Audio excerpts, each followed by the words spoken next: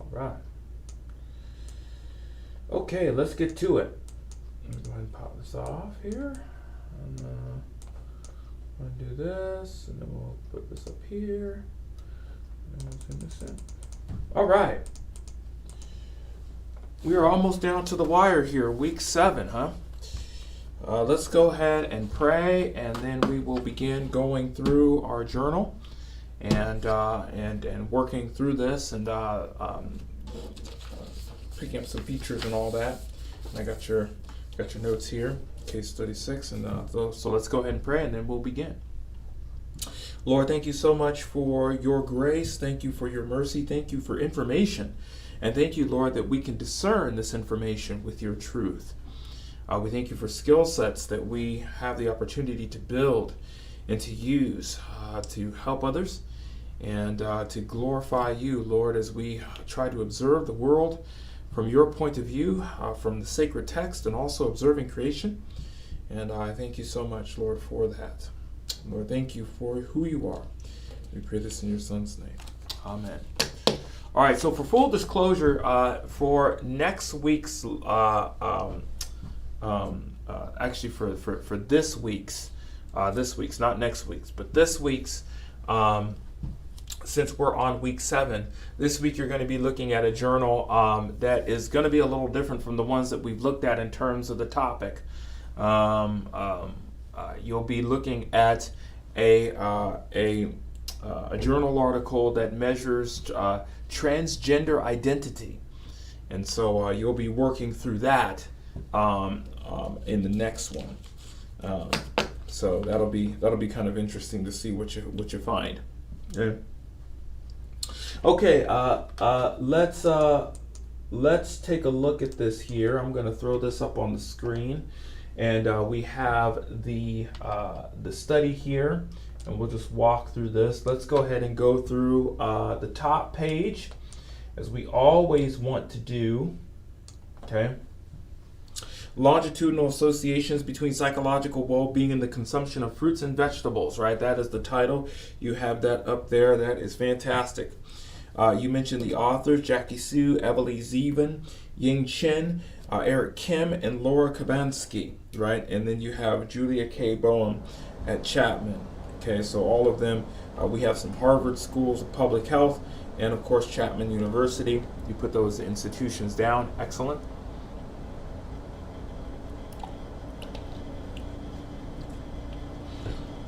Let's go ahead and look through the abstract. And you didn't put anything for the abstract. That's okay.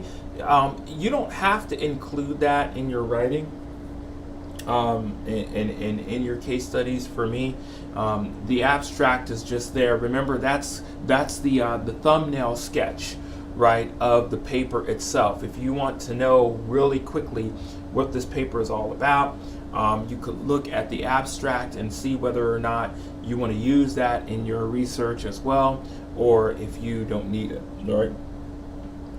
Let's look at the background and let's go ahead and read it. Psychological well-being is associated with longevity and reduced risk of disease, but possible mechanisms are understudied. Health behaviors like eating fruits and vegetables may link psychological well-being with better health. However, most evidence is cross-sectional. The purpose, the study investigated psychological well-being's longitudinal association with fruit and vegetable consumption across as many as 7 years. It's a pretty long study. Method, participants were 6,565 older adults from the English Longitudinal Study of Aging, which includes men and women ages 50 years or older. Psychological well-being assessed with 17 items from the control: autonomy, satisfaction, pleasure scale. Fruit and vegetable consumption was initially assessed through 2006 to 2007, and then approximately every 2 years through 2012 to 2013. So this is very recent research. Results. Mixed linear models have showed that higher baseline levels of psychological well-being were associated with more fruits and vegetable consumption at baseline, and they have a 95% confidence interval, which means it met the threshold for statistical significance. I'll talk about that in the next lecture in part 2. Okay, so that's real important. Psychological well-being interacted significantly with times such as individuals with a higher baseline psychological well-being had slower declines in fruit and vegetable consumption. Among individuals who initially met recommendations to consume more servings of fruits and vegetables, higher baseline psychological well-being was associated with 11% reduced risk of falling below recommended levels during follow-up. Conclusions findings suggest that psychological well-being may be a precursor to healthy behaviors such as eating a diet rich in fruits and vegetables. So there's a little complexity in the language, but I think we get the gist of what they're trying to observe here, right? So again, the abstract is the thumbnail sketch, and you didn't need to include that. You do have the key words written down. Again, that's pretty self-explanatory: psychological well-being, diet, nutrition, healthy aging, and longitudinal. I hope that you are getting more confident and in looking at journal articles and different types of journal articles that again you're keeping with the order of things, right? I hope that it's getting easier for you to do that. Okay, let's go ahead and run through this here. So we have the introduction. They talk about psychological well-being and how this does not mean the absence of distress, but rather the positivity, healthy life functions, and a favorable new life. As a matter of fact, we see this in the first sentences of the introduction. Positive psychological well-being, hereafter referred to as psychological well-being, is a multidimensional construct that does not simply reflect on the absence of distress, but rather represents the positive feelings, thoughts, and strategies of individuals who function well in their life and evaluate their life favorably. So when we talk about multi-dimensions, okay, we're not talking about Avengers, okay?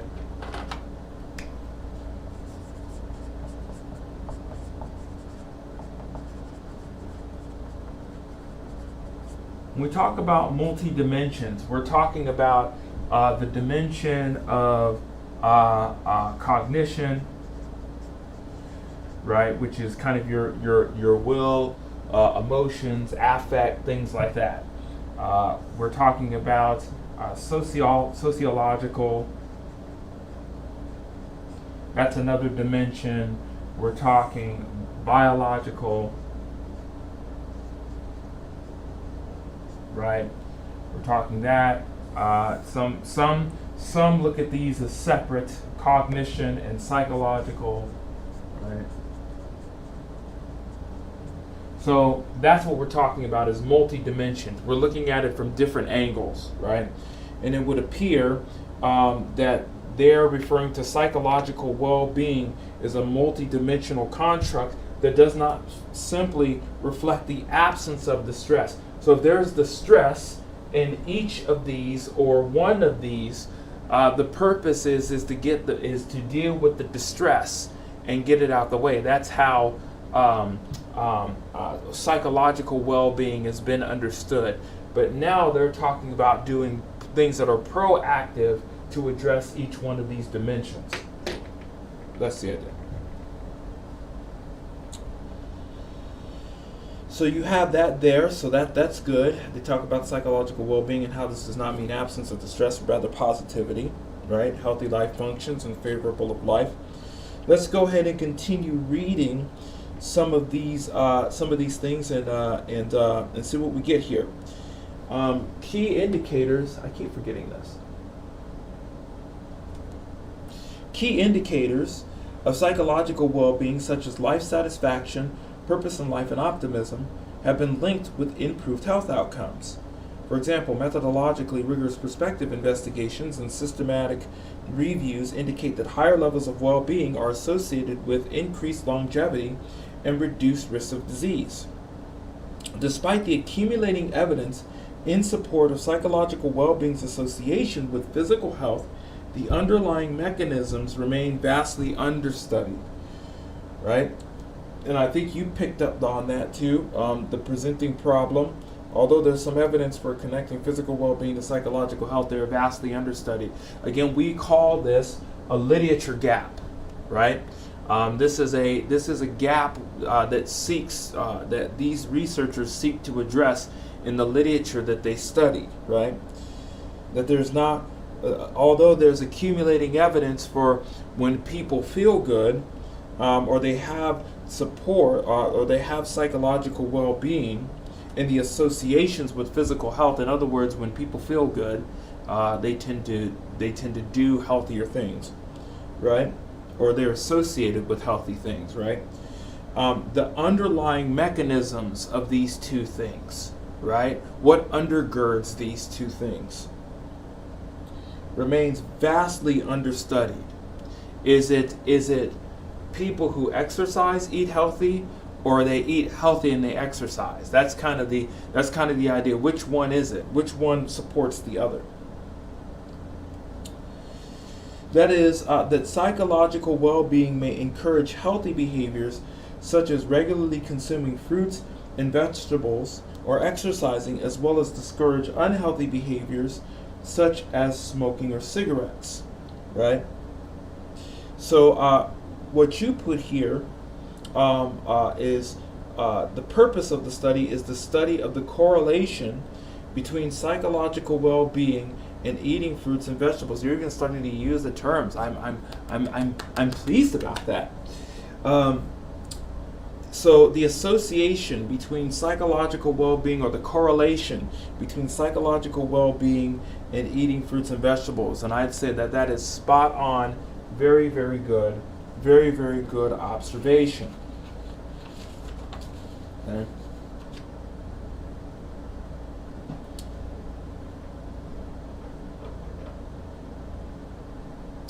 The research question that you put, now it's not really very clear, right, as to what the research question is. It's not explicitly stated in the journal itself, but we can kind of come to a kind of a sense as to what it is, and it looks like you've got it. Does psychological health have a correlation with eating more fruits and vegetables? I would say the psychological well-being.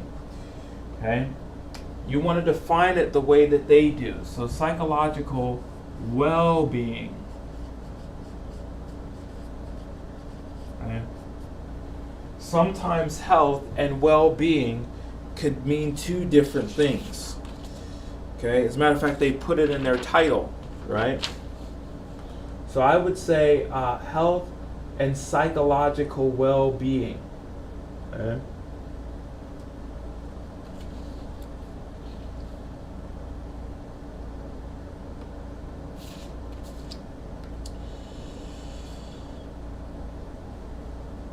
Here's one way down at the very bottom.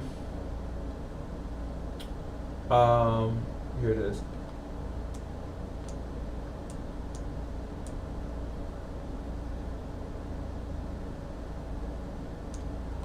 says the current study investigated the longitudinal relationship between psychological well-being and the specific health behaviors of fruit and vegetable consumption. Right, so that's kind of the idea. The key word here is longitudinal.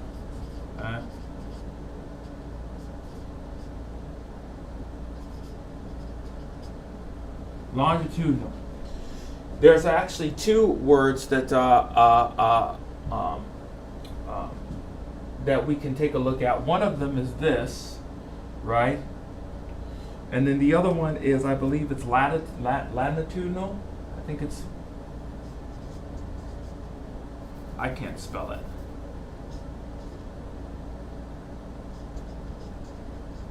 I can't spell it. I'll just put lat. Okay, so a latitudinal study is you're looking at different age ranges. So from 30 possibly to 75, right? It goes up and down. Okay, it's a latitudinal study. So you're looking at different age ranges, right? For a brief period of time, right? That's a longitudinal study. Right? A longitudinal study takes the same group, let's call it group 1, and looks at it over a long period of time. Okay? It's longitudinal. What you saw here. So they're taking the same participants and testing them repeatedly over the years. Okay? And this is important because they are detailing, again, their habits over a course of 2 years, right? 2 years each. Okay? From the first time, I don't know what that's all about. 2 years.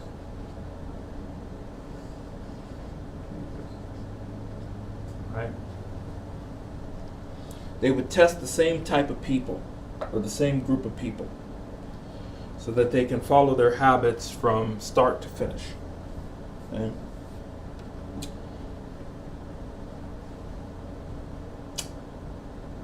Let's see here. You have does psychological health or psychological well-being have a correlation with eating more fruits and vegetables, right? Your hypothesis is if a person is healthy psychologically, then they will be healthy in general and perhaps eat more fruits and vegetables. Now remember, the term healthy and well-being is different here, right? Now they are very closely associated, right? In this case, well-being is not only the absence of bad behaviors or bad affect, but it is the presence of positive affects and positive behaviors, right? And it looks like, to be associating these positive behaviors with eating fruits and vegetables, although they don't know the underlying causes of those, which they are trying to discover. Okay? So if a person has psychological well-being, then they will be happier in general and perhaps eat more fruits and vegetables. That's the idea, right? The method is longitudinal. Okay?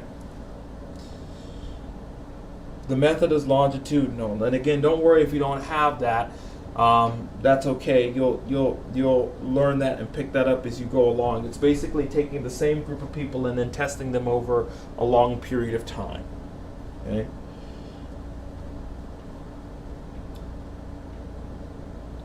Let's take a look at the method here, because there's some other things that you can add here to the method version of yours.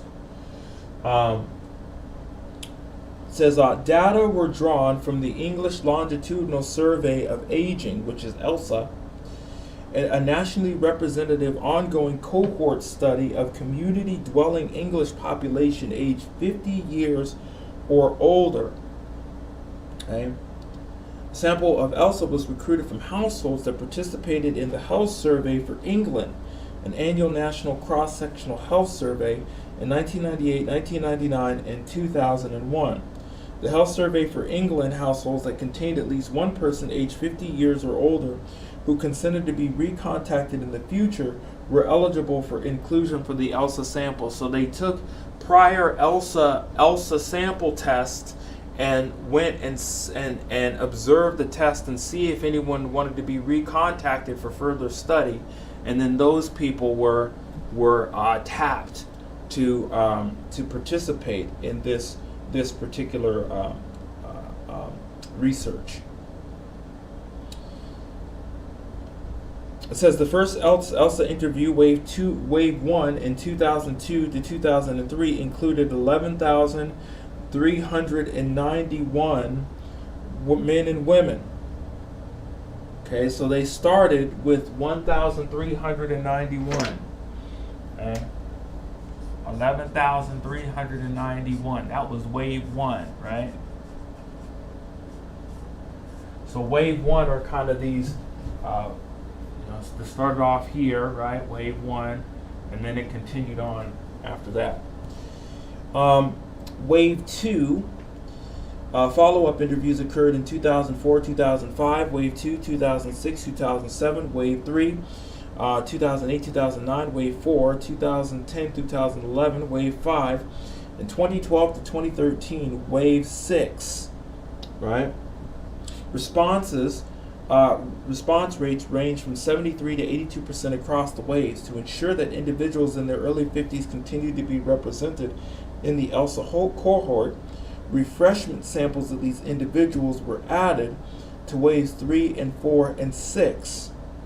Right? Participants were asked about their fruit and vegetable intake beginning at wave 3.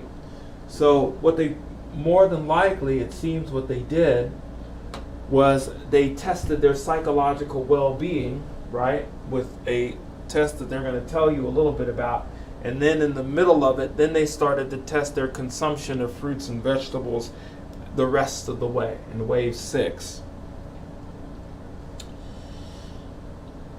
Thus, the analytic sample was restricted between waves 3 and 6, and B had the complete data on well-being and all other covariates at the wave 3 baseline, excepting body mass index. The final analytic sample was composed of 6,565 individuals at wave 6. So they lost some, right? That was the final tally. Those who were included versus excluded from the analytic sample had a higher baseline levels of well-being, and were younger and more highly educated and earned higher incomes, were more likely to be white and never smokers, and were less likely to report chronic conditions, and were more likely to report moderate or vigorous levels of physical activity.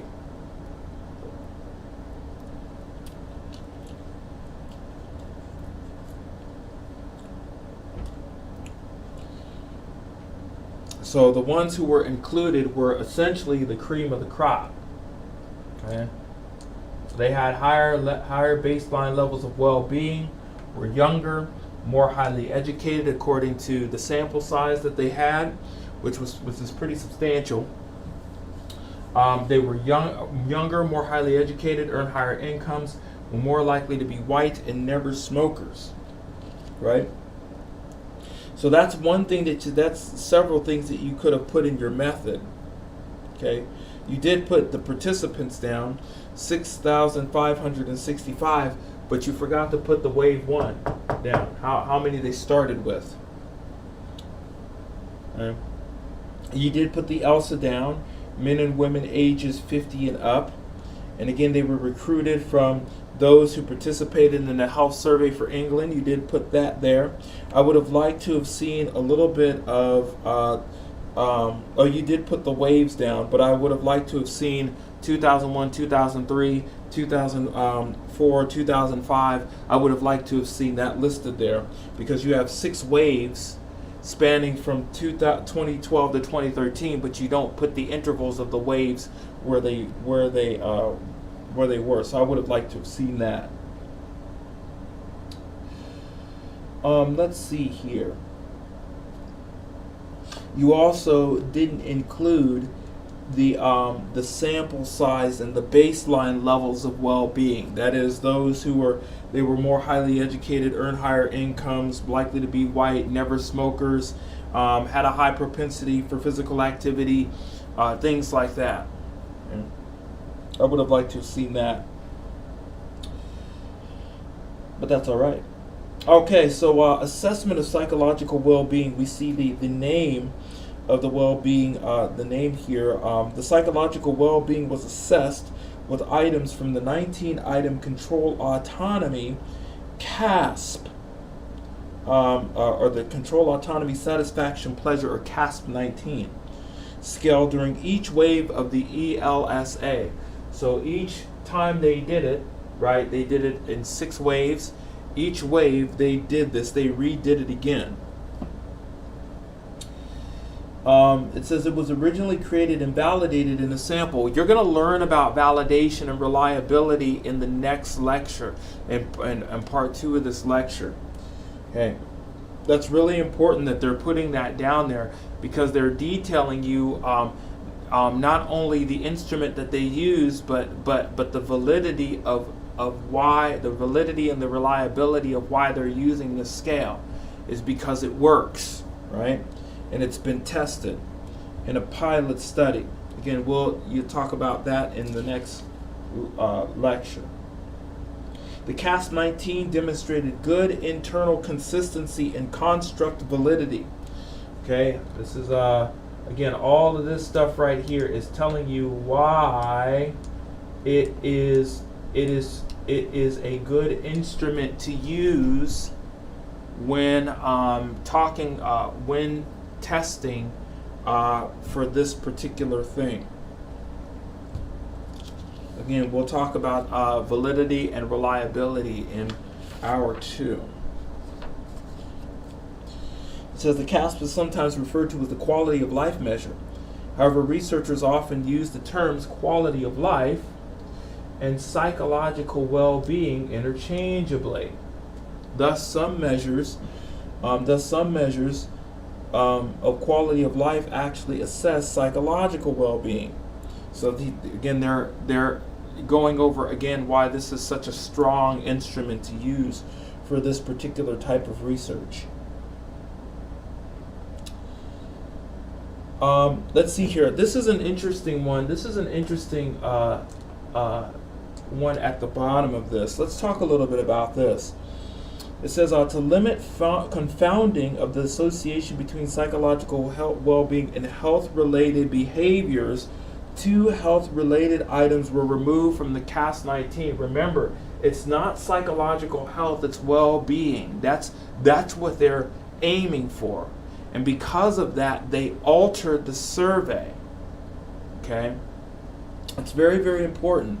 They felt that question, and you can do that too. Remember, surveys are not God-inspired. We can change those according to what we're trying to focus on, right? But if we do that, we have to let people know that we're doing that.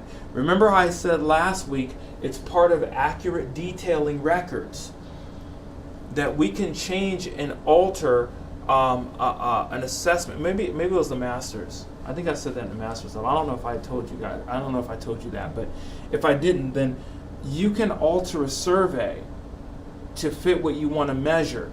You just have to make sure that when you keep your records, you state that you did that. Okay? You can alter it and change it. Again, this is part of what is known as the pilot study. Okay? But we'll talk about that in lecture. In the lecture you're going to watch. It says to limit confounding and the association between psychological well-being and health-related behaviors, 2 health-related items were removed from CAS-19. My age prevents me from doing things I'd like to, right? And my health stops me from doing things I don't want to do. Again, these are health-related questions as compared to this question. Right? I feel satisfied with the way that my life has turned out. Right? That's a well-being question. That's not a health question. Okay? Health in this sense has everything to do with what the activity one does. Well-being has to do with the sense of how one thinks, right, about their health. That's very important. Let's see here. So I would have liked to have seen a difference between that there's a difference between health and well-being here. Okay? That's important. Let's see. Each wave participants were assessed with items from 19-item control, autonomy, satisfaction, pleasure scale, which assess psychological functioning. Again, I would say well-being. Psychological functioning is a very technical term, right? I'd say psychological well-being. And this is interesting about, I like this the way that this is laid out, and that the terms are being used consistently throughout the journal. This is very important when you're, especially if you're going to go to higher level research and stuff like that. You might talk about getting your dissertation or maybe going to get your doctorate or something like that. Whenever you do, especially in this field, whenever you do research and you define language the way it is, it has to be consistent throughout the paper. Okay? The terms that you're using, by the way, you can you want to keep those terms consistent throughout the journal. Okay?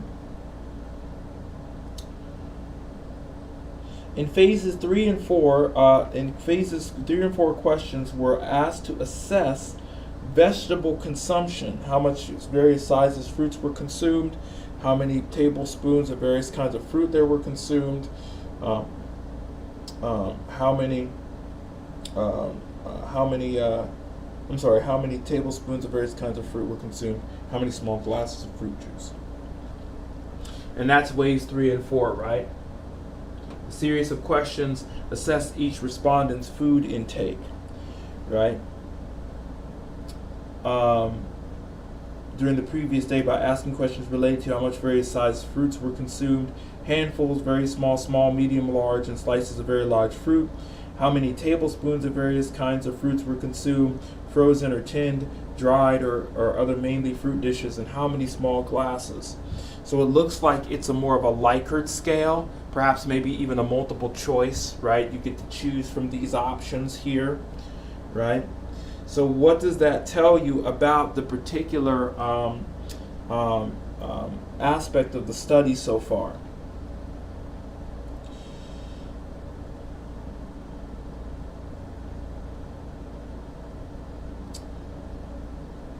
Let's see here. So it says, let's see, and then for vegetable consumption, response were asked, how many portions of vegetables, including potatoes, did you eat each day? Serving a portion of vegetables means 3 heaped tablespoons, or of green or root vegetables such as carrot, parsnips, spinach, small vegetables like peas, baked beans, sweet corn, or a medium bowl salad. Okay. So it looks like we have a survey. We have 2 surveys that were given, right, through 1 through 6, right? They were given that psychological well-being from 1 through 6. From waves 3 and 4, the questions assess the fruit intake. And then from questions 5 or 6, the questionnaire changed, and respondents were asked single questions about their fruit and vegetable intake. So they were questionnaires that were used, right? What does that tell you what type of study it is? If it's a questionnaire,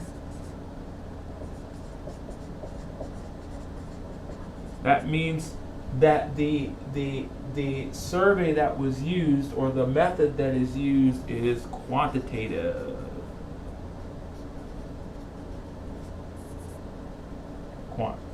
Quantitative, right?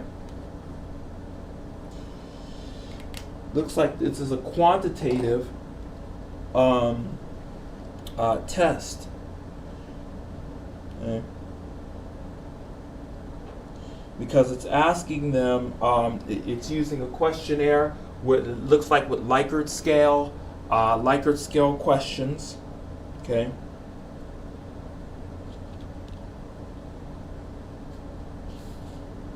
And it changed the questionnaire that they were using. It would appear in waves 3 and 4. Okay. Now, you did not mention that. You didn't mention if it was qualitative, quantitative, or mixed method. I would have liked you to include that particular information as well. Okay. Now, the statistical analysis, I'm not going to push too hard on that, because again, you will learn some of this even more language when you go on to higher level study. So I'm not going to bore you to tears with that, because it bores me to tears. So I'm not going to bore you to tears. You're welcome. Let's go on to the results. Yeah.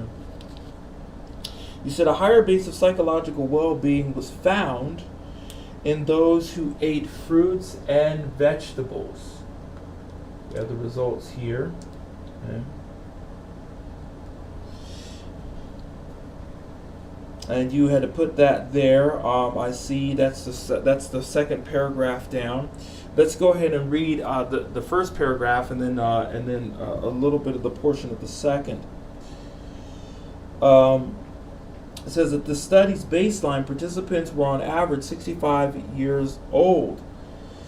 Most were white participants with high versus low psychological well-being at wave 3 were younger, more likely to be white, more highly educated, more likely to earn higher incomes, less likely to have chronic conditions or be depressed, more likely to avoid cigarette smoking, more likely to engage in moderate or vigorous levels of physical activity, and are more likely to have lower wave 4 body mass index. Now, this is a question that you could have put in the back of your mind, not necessarily on the paper, but is it possible that these people who were tested have a greater psychological well-being and therefore eat well because of some of the socioeconomic dynamics? For example, people who earn higher incomes have more opportunity and availability, more choice, right? Because they have that higher income.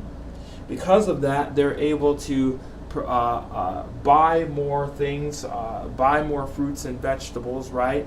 Which in turn increases their health, which in turn increases their well-being. Could be something to look at. And because they're able to, they have more resources, they're able to engage in more rigorous physical activity because they're able to do things like buy exercise bikes and row exercise equipment and do gym memberships and do all these things, right? They take that pretty seriously. They're less likely to have chronic conditions. That is, chronic is long-term, right? That's kind of the idea of what chronic means, long-term. So because of that, they have a perception or an affect that's a little bit different. Again, it's just something to think about. All right, let's go ahead and look at paragraph 2. Higher baseline psychological well-being was associated with greater fruit and vegetable consumption at baseline. So these are the people here, and I would have liked you to include that. I think I mentioned that before. These were participants with high versus low psychological well-being. They were younger, more likely to be white, more highly educated. I would have liked you to include those things there. That would have been good to do. So higher baseline psychological well-being, that is those described in the first paragraph at the top, was associated with greater fruit and vegetable consumption at baseline, regardless of the covariates that were included in the models.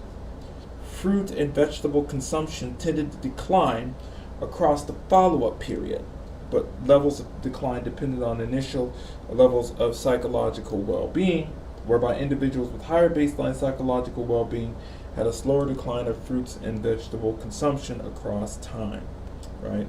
So there appears to be an association between these two things. Okay.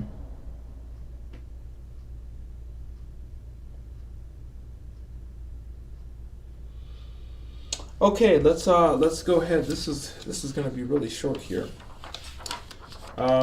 Those who had a high base of psychological well-being had a slower decrease in fruit and vegetable consumption, which is true. Those who ate recommended 5 servings or more had reduced risk of falling below those recommended levels. Right? That's true. Let's look at the discussion. There's a reduced risk of mortality for those who have higher psychological well-being. This could be linked to healthy behaviors such as fruit and vegetable intake, and it could be a bi-directional relationship. Let's talk a little bit about this for a second. Let's see. This is the discussion. Let's take a look at this. I'll start at the top. Right here. says higher psychological well-being has been linked to reduced risk of all-cause mortality and cardiovascular disease. This association may be due in part to healthy behaviors in which satisfied and purposeful individuals are more likely to engage. To date, most studies have considered only the cross-sectional relationship between psychological being and health behaviors. Again, cross-sectional is just another way for saying, looking at two particular variables and seeing the associations between them. In contrast, the study examined the association across many years using longitudinal data with prospective measures of psychological well-being. Findings were robust. So again, restating the test that they did, right? And they saw that the results yielded some really good information. It says, moreover, higher psychological well-being was related to slower declines in fruit and vegetable consumption, which I think is what you put down, over time, and reduced likelihood of failing to consume recommended levels of fruits and vegetables each day. So it would appear that those who had a good psychological well-being, a good outlook on themselves, and a good outlook on just life in general, consumed fruits and vegetables. Now, this actually makes a lot of sense, because think about this in terms of you're going through abnormal psychology. We're going to be looking at essentially eating disorders later on. Those who have eating disorder problems and issues have a very poor image of themselves, right? And because of that, they consume high caloric calories that are not good for them, right? Or that are good for them for the moment. One of the reasons why they do that is because it is a quick, not only is it a dopamine shot, but it's a sugar high, right? And so that it gets them out of that state for only a second, right? And then they feel bad after they consume all that stuff. So it's very fascinating, and usually it has to do with poor self-image. The perception is off for a person who deals with those particular types of dysfunctions. And that would appear to be related to the research that those who have a positive psychological well-being, over the course of time, it doesn't look like they reduce their vegetable consumption, right? That over time they kind of maintain that, right?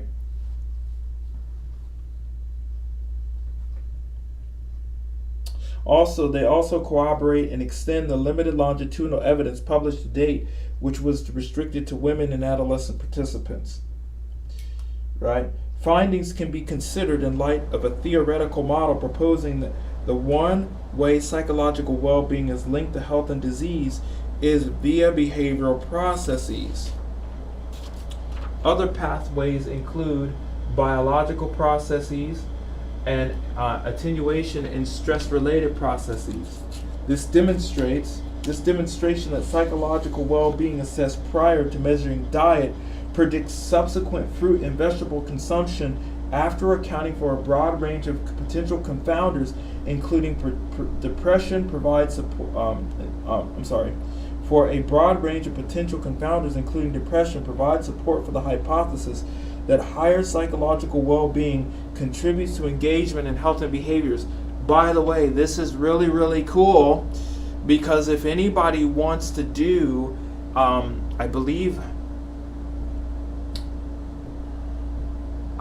that Jenny Craig did this, and she found that people actually do better when they feel good about themselves and their outlook. They actually continue to lose weight and eat healthy, right? Because it's, again, Jenny Craig it wasn't a weight loss program more than it was a supplemental healthy way of eating, right? And one of the things that Jenny Craig maybe we can even put Weight Watchers in there too, but I don't know about them. Is usually what you do is the consultant would sit down with them. They would go over what they were eating, get them to purchase foods and everything that they would think that they would help them. But moreover, they got a chance to talk with them about their outlook, about the way that they perceived what they were eating and why they were eating those things and what purpose did it serve, and being able to exercise and being able to engage in positive behaviors, because they understood that these behaviors were associated with the food, but they also understood that one's outlook is associated with their behavior that's associated with this food. So it appears that there's a link here. As a matter of fact, it says that in the next thing here. Let's see, where's my place? It says individuals with greater psychological well-being. Right here. Individuals with greater psychological well-being engage in healthy behaviors, then they're less happy or distressed peers, because aspects of psychological well-being increase capacity for goal persistence, effective coping strategies in the face of challenge, and balancing trade-offs. This is really good for us to know, because if we are counseling somebody and they're talking about struggling to get their weight down, we can use this as a springboard again to talk about one's identity with Christ, and how that perception of who we are affects in some ways what we do, right? We don't believe that people just do things simply to feel things. We believe that people do things because they believe they are those, right? This would be a really good thing to remember. This is why I always start off in counseling with talking about identity first, before I talk about what people should do. Because this is an example of that. If you believe that if you are convinced that you are this, then you will respond accordingly, it looks like. There's some evidence to that. Although, I want to take a look at this here. It says, although evidence suggests that it may be possible to improve psychological well-being as a result of these interventions, it is less clear whether such strategies translate into healthy behaviors as well. So just because someone has a positive psychological well-being, it may not necessarily follow that they may engage in healthy behaviors and eating habits.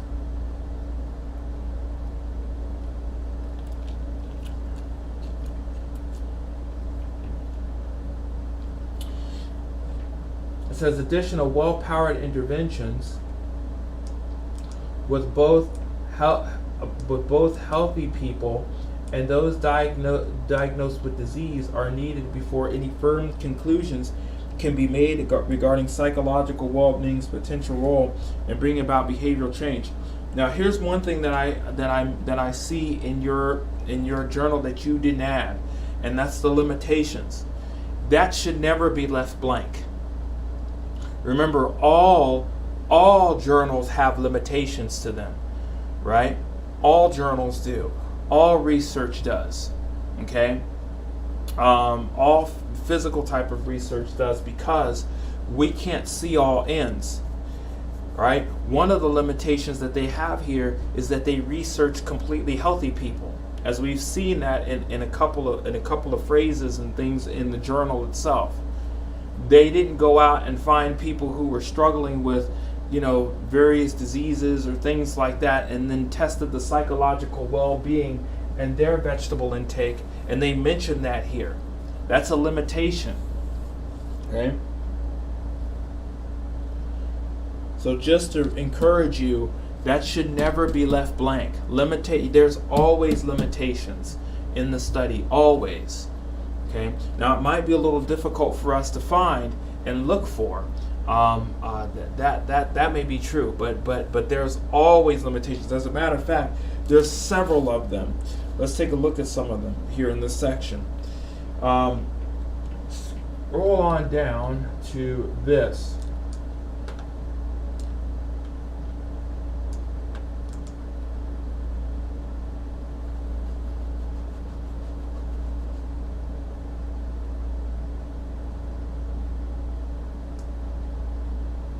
Actually, do this right here.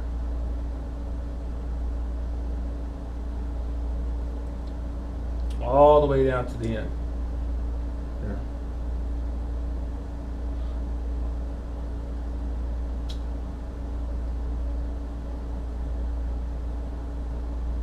Is this one's 965? Oh, 966. We're on 965 right now. Okay. I thought it was. Oh yeah, we're on the wrong. We're on the right page. Okay, here we go. This whole thing right here. All of this stuff is limitations. Let's go ahead and read it. It says the use of ELSA cohort, older, predominantly white adults in England, limits the generalizability of these findings to individuals who are more diverse in age, race, and cultural background. Okay. Moreover, the health-related habits of older adults are likely well established compared with younger adults. So behavior change in younger adults is worth further examination in other cohorts. In other words, they only tested one population for a long period of time. That's great. That's great research for the older population, right?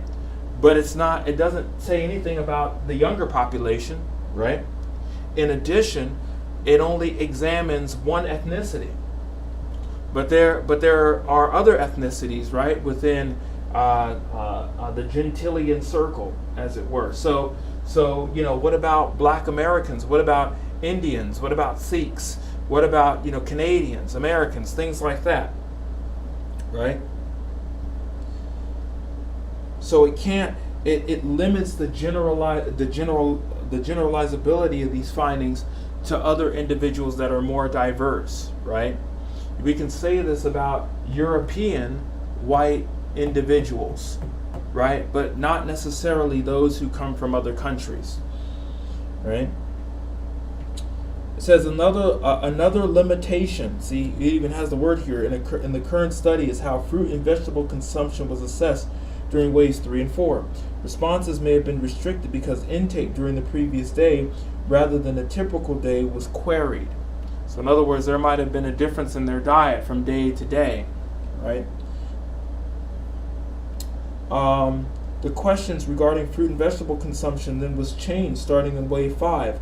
Although it can't be ruled out that declines in fruit and vegetable consumption over time were changes in assessment, findings considering whether participants met recommendations to consume 5 or more servings of fruits and vegetables each day were consistent from those models that use fruit and vegetable consumption as a continuous variable, right?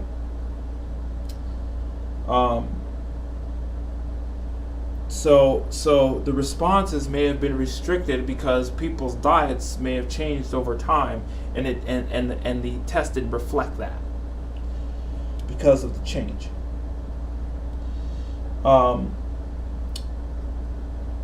Let's see. And then here we go. Here, finally, individuals, this is a big one too. Finally, individuals with higher versus lower psychological well-being may self-report healthier behaviors, which could drive apparent associations. Hence, more varied and objective indicators of food consumption would be useful in future studies. Okay? So these are the limitations. In other words, a person with a low psychological well-being could have said that they did these behaviors, and in turn that gave that skewed the study, right? Or it leaned the study towards one way. So never ever leave this blank, right? Don't leave that blank. If you think that there are no limitations to the study, then I'm gonna give it back to you and tell you to reread it, because every single journal article has limitations to them. Every single research has limitations because we can't study everybody. Okay? And then you said psychological well-being might be a precursor to healthy behaviors. such as eating fruits and vegetables. Of course, that is in the summary. This is the first study to show that well-being is prospectively associated with fruit and vegetable consumption during as many as 7 years in older adulthood. And I presume that there would be more studies like this over the course of time. This is the first of many, right? So this fills in a gap, and now it's time. There's some other gaps too that need to be filled, right, with some other age brackets, right? And so with young adults over the course of time. It says this work highlights one novel lever to pull that might improve diet and ultimately reduce the risk for morbidity and mortality, namely psychological well-being. In other words, if you want to promote healthy eating, have people see themselves more positively, right? Says if future research confirms a positive association between higher well-being and enhanced health behaviors, studies that directly target well-being in an attempt to enhance health behaviors may be warranted. So, this would appear that this is informative research, right? It's not applied research. However, we can apply this, but the main objective of this particular research study is informed research, right? To inform us about the health and the psychological well-being with the participants being older adults, right?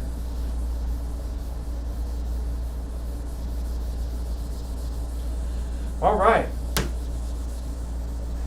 I hope that this is getting easier for you to do, that you begin to become even more attentive to detail. This is going to be very important for you, again, when you go through and move through upper level classes. Attention to detail is a must, right? And so what you're doing is really good. You're getting some of those details down there. And I would continue to encourage you to go back and reread those. You can skim through them, but make sure that you look at those key things. Another thing that's good too that might help you is read the abstract first before you jump into the